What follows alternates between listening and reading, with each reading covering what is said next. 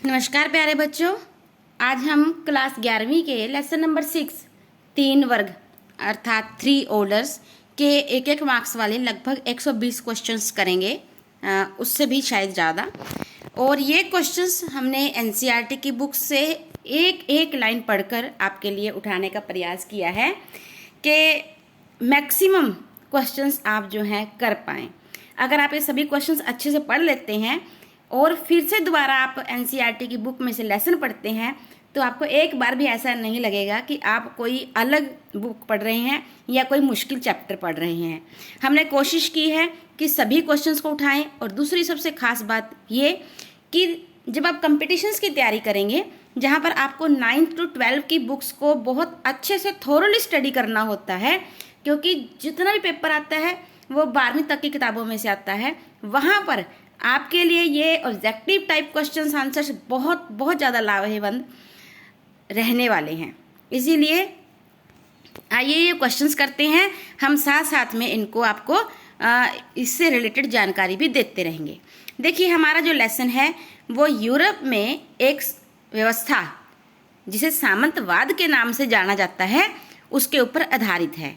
सामंतवाद में क्या है कि एक राजा या शासक अपनी जमीन को कुछ भागों में बांटकर आगे कुछ ऐसे व्यक्तियों को दे देता है जो उसके वफादार हैं, और वे उसे सैनिक सेवा देंगे, साथ में भू राजस्व देंगे, और बदले में जिन व्यक्तियों को उसने जमीन दी थी उस जमीन के उन्हें मालिक मान लिया जाता है। और ये व्यवस्था में जिसे राजा ने शासक ने जमीन दी है, ये भूमि का टुकड़ा दिया है, वे सामंत कहलाते थे। आगे सामंत चाहे तो कृषकों से कृषि करवा सकता है या अपनी जमीन का कुछ हिस्सा आगे किसी को दे सकता है। तो सामंतवाद के ऊपर काम करने वाले प्रथम विद्वान, बहुत सारे विद्वानों ने काम किया है, परंतु जो प्रथम विद्वान हैं उनका नाम है, जो कि फ्रांस से थे, मार्क ब्लॉक। दूसरा है यूरोप का मध्यकालीन युग का समय। देखिए, जैसे कि हम भारत के अंदर भी बात करते हैं कि हमारा इतिहास 3 भागों में बांटा जाता है, प्राचीन, मध्यकालीन और आधुनिक। ऐसे ही यूरोप का जो मध्यकालीन युग है वो 5वीं से लेकर 15वीं शताब्दी का है। उससे पहले का जो है प्राचीन है और उससे बाद का आधुनिक। तीसरा क्वेश्चन है मध्यकालीन यूरोप की। हम यूरोप की बात कर रहे हैं मोस्टली, तो मध्यकालीन यूरोप की सबसे महत्वपूर्ण विशेषता क्या थी? सामंतवाद। सामंतवाद को अंग्रेजी में क्या कहते हैं? फ्यूडलिज्म। और फ्यूडलिज्म जर्मन भाषा के किस शब्द से बना है? फ्यूड से। यहाँ पर क्वेश्चन आपको ये भी आ सकता है कि फ्यूड शब्द किस भाषा का है? जर्मन। फ्यूड से क्या अभिप्राय है? भूमि का टुकड़ा। फिर है सामंतवाद का क्या अर्थ है? सामंतवाद एक तरह से कृषि उत्पादन को इंगित करता है जो सामंत और कृषकों के संबंधों पर आधारित है।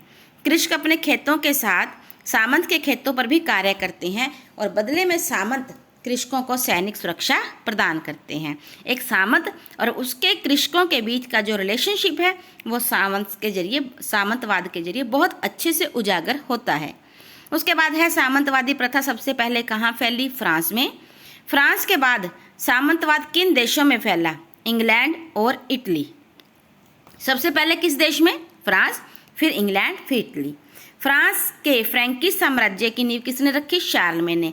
यह आपसे ये भी कह सकते हैं कि फ्रांस के जो प्रथम शासक थे, वो जिन्होंने सामंतवाद को शुरू किया, वो कौन थे? शार्लमेन। शार्लमेन कहाँ के शासक थे? फ्रांस के।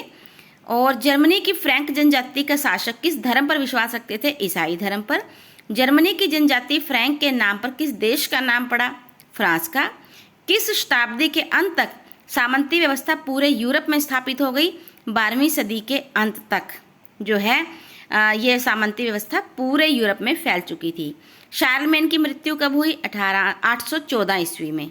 उसके बाद है सामंतवाद का उदय कब हुआ? 7वीं शताब्दी में। इंग्लैंड में सामंतवाद की स्थापना कब हुई? 11वीं सदी में। सामंतवादी प्रथा में सबसे ऊपर कौन था? राजा। सबसे नीचे कौन थे? कृषक या सर्फ। सर्फ कौन है? कृषिदास, जो बिल्कुल बंधुआ मजदूरों की तरह सामंतों के यहाँ कार्य करते थे। मनुष्य का अधिकतर अधिकार और कर्तव्य भूमि के साथ जुड़े होते हैं। ये किसके कथन है? ये मेरियट का कथन है। उसके बाद है सामंतवादी संगठन व्यवस्था में सर्वोच्च कौन होता है? राजा। और फ्रांस का प्राचीन नाम गाल। फ्रैंकिश सम्राट शार्लमेन को होली मतलब पवित्र, रोमन एम्परर की उपाधि किसने दी थी? रोम के पोप लियो तृतीय ने। उसके बाद है, क्योंकि जो धार्मिक गुरु है ना सबसे बड़ा ईसाई धर्म का, वो पोप होता है और वो मोस्टली रोम में रहता है। और ये पदवियाँ, ये भी जो पोस्ट थी रोम के पोप की, ये चेंज होती रहती थी। तो जो फ्रैंकिश सम्राट शार्लमेन है उसको होली रोमन एम्परर की उपाधि लियो तृतीय, जो कि रोम के पोप थे, उन्होंने दी थी। इंग्लैंड और फ्रांस को कौन अलग करता है? जलमार्ग, वो भी कौन सा? English channel. किस शताब्दी में नारमंडी प्रांत के एक राजकुमार के द्वारा उस क्षेत्र पर अधिकार कर लिया गया? 11वीं शताब्दी में। फ्रांस के कौन से 3 वर्ग अस्तित्व में थे? अगर हम सामाजिक वर्ग की बात करें तो 3 वर्ग अस्तित्व में थे। पहला पादरी, दूसरा अभिजात, तीसरा कृषक। किस शासक ने इंग्लैंड की भूमि को नपवाकर मानचित्र बनवाए? विलियम प्रथम ने। विलियम प्रथम जो है वो इंग्लैंड के ऐसे शासक थे जिन्होंने सामंतवाद की शुरुआत की है। और उन्होंने क्या किया? पूरी भूमि को नपवा लिया, उसके मानचित्र बनवाए, फिर उसको 180 भागों में बांटा और सामंतों को दे दिया। सामंतवादी समाज का विभाजन कितने वर्गों में था? 3 कौन से? सबसे ऊपर प्रथम वर्ग पादरी, द्वितीय वर्ग अभिजात वर्ग और तीसरे वर्ग में कृषक वर्ग थे। कृषक वर्ग आगे फिर 2 भागों में था, एक स्वतंत्र कृषक थे, दूसरे बंधुआ कृषक या सर्फ भी कह सकते हैं। कैथोलिक चर्च का मुखिया कौन था? पोप। पोप का निवास स्थान रोम। उसके बाद है रोम निवास स्थान कहाँ पर था? रोम में। चर्च की व्यवस्था देखने वाले और नेतृत्व करने वाले पादरियों को क्या कहा जाता था? बिशप। इवन के प्रांतीय जो प्रांतीय पादरी थे, हम प्रांतीय लेवल पे थे, उन्हें भी बिशप कहा जाता था। फ्रांस के नगरों के बड़े चर्च क्या कहलाते थे? कैथीड्रल। मतलब चर्च जो है बड़ी चर्च है नगर के अंदर, और नगर भी बहुत बड़े हैं, वहाँ पर उसे कैथीड्रल कहा जाता था। आबे शब्द सीरिया भाषा, यहाँ पर सीरिया एक भाषा है, के किस शब्द से बना है? आबा। या यहाँ पर यह क्वेश्चन हो सकता है कि आबा किस भाषा का शब्द है जिससे आबे निकला है? तो हम कहेंगे सीरिया। आबे का शाब्दिक अर्थ क्या है? पिता। कौन व्यक्ति पादरी नहीं बन सकता था? कृषिदास, विकलांग और महिलाएं, ये पादरी नहीं बन सकती थी। अच्छा, अगर हम बात करें कि पादरी बनने की योग्यताएं क्या थी, तो हम यही कहेंगे कि एक तो उसे बाइबल का ज्ञान होना चाहिए था, वो पुरुष होना चाहिए था, वो किसी प्रकार का अपाहिज या विकलांग या मानसिक रोगी ना हो। उसके बाद है कृषकों द्वारा पादरी को दिया जाने वाला कर, जो कि किसानों की फसल की उपज का 10वां भाग होता था। हमने 40वां क्वेश्चन भी साथ में कर लिया। मध्यकालीन मठों को क्या कहा जाता था? एबी अथवा मोनेस्ट्री। मोनेस्ट्री का अर्थ होता है जहाँ पर कोई व्यक्ति अकेला रहता है, लेकिन यहाँ पर इसका प्रयोग मठों के लिए किया गया है।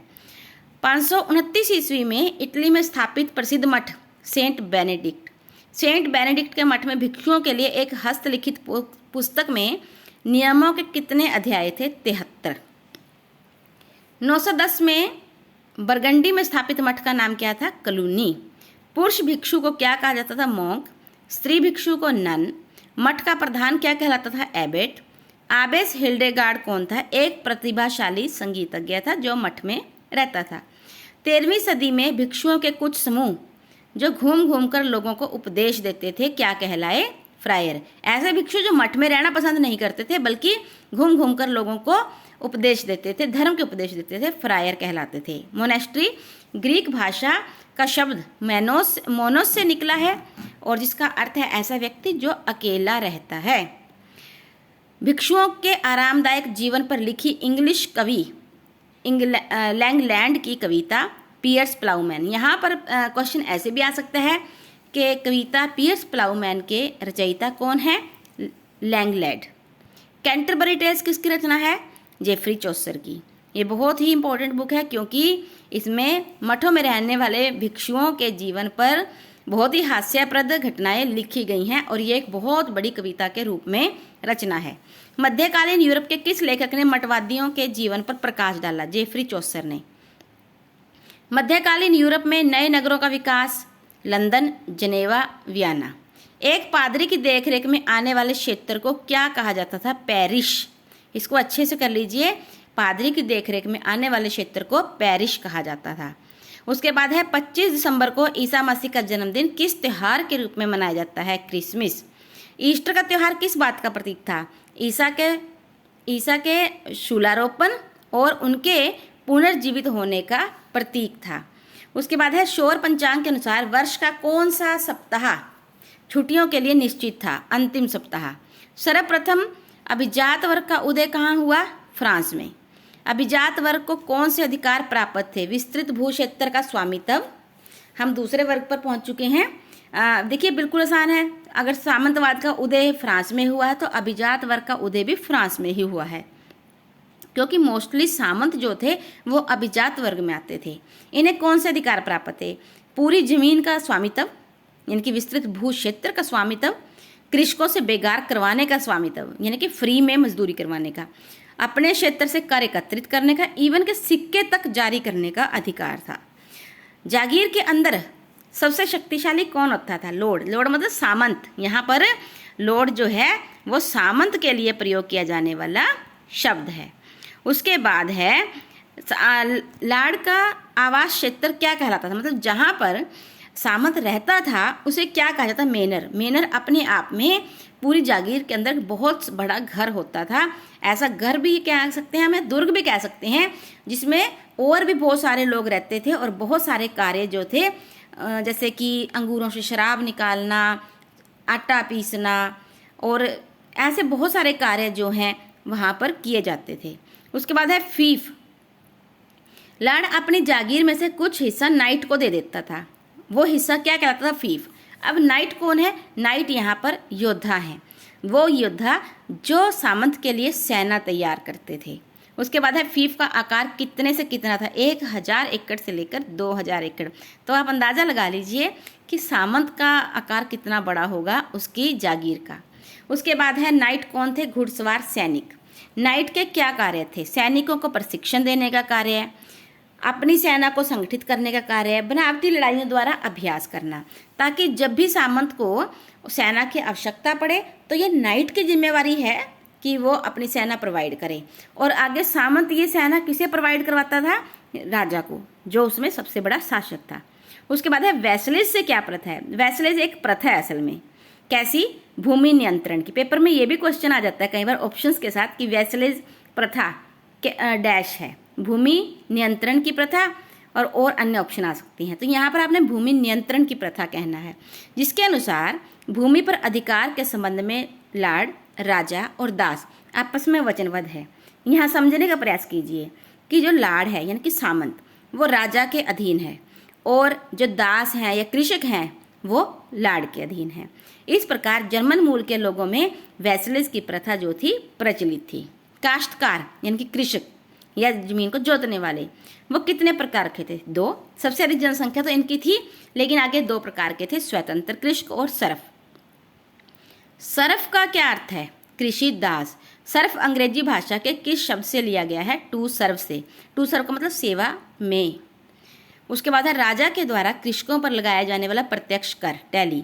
यहाँ पर देखिए 2 प्रकार के कर हो गए जो लोगों को देने पड़ते थे, चुकाने पड़ते थे, वो भी कृषकों को। एक टैली जो राजा को देना पड़ता था, एक टीथ जो पादरी या चर्च को देना पड़ता था। उसके बाद है सरफ के कार्य। लोड की चक्की में आटा पीसना, तंदूर में रोटी सेकना, मदिरा संबीडक में मदिरा तैयार करना, ये कार्य जो थे सरफ के थे और वो बिना कोई पैसे लिए इन कार्यों को करता था। कृषक दास को अपने सामंत के यहाँ सेना में वर्ष में कम से कम कितने दिन कार्य करना पड़ता था? 1 वर्ष में 40 दिन, तो कम से कम अगर जरूरत पड़ी तो इससे अधिक भी करना पड़ सकता है। कृषक दास किस प्रकार का जीवन व्यतीत करते? दयनीय, मतलब उनकी हालत काफ़ी ज़्यादा खराब थी। फिर हम इंग्लैंड की ओर बढ़ते हैं कि इंग्लैंड में सामंतवाद की क्या स्थिति थी। एंजिलैंड जो है उसी से आगे चलकर इंग्लैंड बना है और इंग्लैंड में सामंतवाद का विकास किसने किया? विलियम प्रथम ने। विलियम प्रथम ने इंग्लैंड के किस शासक को हराकर इंग्लैंड को अपने अधीन किया? सेक्शन राजा को। जो एंजिल है और सेक्शन है असल में इन्होंने ही इंग्लैंड को बसाया था और इन्हीं के मतलब एंजल के नाम से ही इसका नाम एंजल लैंड पड़ा था और सेक्शन भी वहाँ के राजा रहे हैं और विलियम प्रथम ने उसे हराकर इंग्लैंड को अपने अधीन कर लिया। और जो आज हम देखते हैं ना, जहाँ वहाँ की महारानी है इंग्लैंड की, वो इन्हीं की उत्तराधिकारी है, इन्हीं के वंश से चली आ रही रानी है, विलियम प्रथम के वंश से। विलियम प्रथम ने इंग्लैंड की भूमि को कितने हिस्सों में बांटा? भूमि को नपवाकर उसके मानचित्र तो तैयार किए ही 180 भागों में बांटा। उसके बाद है यूरोप में तापमान बढ़ना कब शुरू हुआ? 11वीं शताब्दी में। उससे पहले यूरोप में बहुत बर्फ़ पड़ती थी, ठंड थी, जिस वजह से घास ज़्यादा नहीं होता था, इसलिए पशुओं को ज़्यादा चारा नहीं मिलता था, खेती भी ज़्यादा नहीं होती थी, इसीलिए कृषकों को दास बनकर कार्य करना पड़ता था। परंतु समय बदला, 11वीं शताब्दी में मौसम में परिवर्तन आए और गर्मी पड़ने लगी। जब तापमान बढ़ा तो चारा भी अच्छा मिलने लगा और कृषि का भी विस्तार हुआ। देखिए आगे क्वेश्चन है, यूरोप में तापमान बढ़ने से कृषि पर क्या प्रभाव पड़ा? कृषि भूमि का विस्तार हुआ। कृषि प्रौद्योगिकी में बदलाव का एक उदाहरण। देखिए अब जैसे कृषि का विस्तार तो हुआ ही, लेकिन प्रौद्योगिकी का अर्थ होता है तकनीक। तकनीक में भी परिवर्तन आ रहे हैं। जैसे कि पहले क्या था, जो हल होता था उसकी नोक लकड़ी की ही होती थी, जो कि जल्दी ही मिट्टी में जाकर गलने लगती थी। परंतु अब जो हल थे उसमें लोहे की भारी नोक का प्रयोग किया जाता था, जो गहरा भी खोदती थी और चलाऊ भी होती थी। फिर सांचेदार पटरों का प्रयोग किया जाता था ताकि जमीन को पद्धरा बनाया जा सके। फिर घोड़े के खुरों में लोहे की नाल लगाने का प्रचलन हुआ ताकि घोड़े जो हैं बिना चोट खाए बहुत लंबी दूरी तय कर सकें। अन्न को पीसने और अंगूरों को निचोड़ने के लिए किस शक्ति का प्रयोग होने लगा? जल शक्ति अथवा वायु शक्ति का। मध्यकाल में यूरोप में कितने खेतों वाली व्यवस्था का प्रयोग आरंभ हुआ? 3। यहाँ पर जो एक ज़मीन को 3 भागों में बांटकर, एक जो है वो रबी के हिसाब से, दूसरी खरीफ के हिसाब से और तीसरी जो है खाली छोड़ दी जाती थी, जिसे अगले साल प्रयोग किया जाता था। यूरोप की जनसंख्या जो 1000 ईस्वी में 4,20,000 थी, 420 लाख थी, वह बढ़कर 1300 ईस्वी में कितनी हो गई? 430 लाख। कृषि दास को स्वतंत्र होने के लिए सामंत की नज़रों से कितने दिन तक छिपे रहना आवश्यक था? यदि कोई कृषि दास 1 वर्ष और 1 दिन छिप जाता था सामंत की नज़रों से, तो वो आज़ाद माना जाता था। समाज का चौथा वर्ग कौन बना? जो नगर थे, नगरों का विकास होने लगा था, धीरे धीरे राष्ट्रीय राज्य बनने लगे थे, उन नगरों में रहने वाले लोग जो थे वो समाज का चौथा वर्ग बने। यूरोप में राष्ट्रीय राज्यों का निर्माण कब हुआ? 15वीं सदी में। राष्ट्रीय राज्य मतलब बड़े बड़े नगरों का जो सीधे राजा के कंट्रोल में थे। आर्थिक संस्था का आधार क्या था? श्रेणी। अब इसे समझिए, देखिए क्या है आर्थिक संस्था का आधार जो है वो श्रेणी। कैसे? श्रेणी क्या है? व्यापारियों का एक समूह है जिसे हम गिल्ड भी कहते हैं। अब ये क्या करते हैं? ये व्यापार पर नियंत्रण कर लेते हैं जिस क्षेत्र में रहते हैं, वस्तुओं का मूल्य तय करते हैं और व्यापार संबंधी नियम बनाते हैं। यानी कि जो अगर किसी को वो अपने व्यापार में शामिल करते हैं, सेम व्यापार करने वाले लोगों के समूह को कह रहे हैं हम, अगर वे किसी को शामिल करना चाहते हैं तो उसे प्रशिक्षण भी देते हैं। परंतु यदि कोई अनावश्यक तरीके से उनके व्यापार में घुसने का प्रयास करता है तो उसे रोक भी देते हैं। इसीलिए जो श्रेणी या गिल्ड थे ये बहुत ताकतवर होते थे। नए तीर्थ स्थल क्या कहलाए? कैथीड्रल, जो बड़ी बड़ी चर्चों के साथ थे। कैथीड्रल असल में है क्या? 12वीं सदी में जो फ्रांस में विशाल चर्च थे उन्हें कैथीड्रल कहा जाता था। कैथीड्रल चर्च में कैसे कांच का प्रयोग होता था? अभिरंजित, जो बिल्कुल ट्रांसपेरेंट होता था, जिसमें से रोशनी बहुत अच्छे से आर पार हो सकती थी। सेल्सबरी कैथीड्रल कहाँ पर स्थित है? इंग्लैंड में। सोल्सबरी के बाद है 14वीं सदी में आए संकट का प्रमुख कारण क्या था? पर्यावरण पर परिवर्तन। जैसे हमने देखा कि 11वीं शताब्दी के अंदर पर्यावरण में परिवर्तन आता है और तापमान बढ़ने लगता है। तापमान बढ़ने की वजह से क्या होता है कि फसल अच्छी होती हैं, चारा भी अच्छा होता है। परंतु 14वीं शताब्दी में फिर से पर्यावरण में परिवर्तन आता है और दोबारा से ठंड पड़ने लगती है।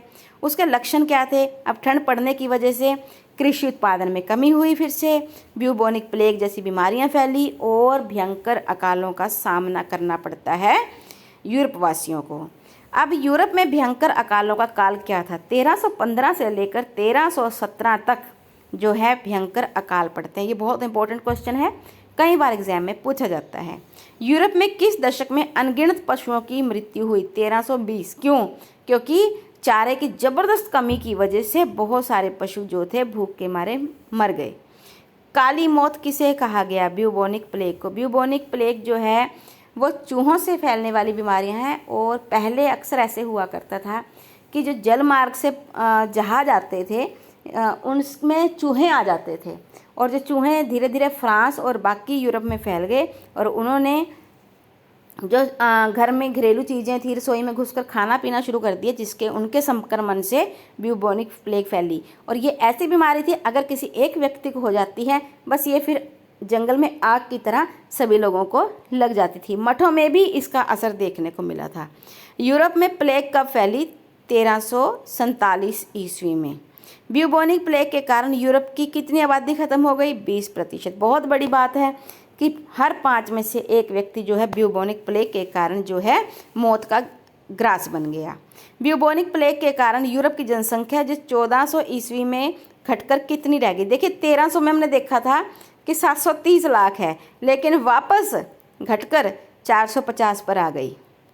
14वीं सदी के संकट में मजदूरों की संख्या घटने के कारण क्या हुआ? मजदूरी की दर बढ़ी। कितनी बढ़ी? पूरे 250%।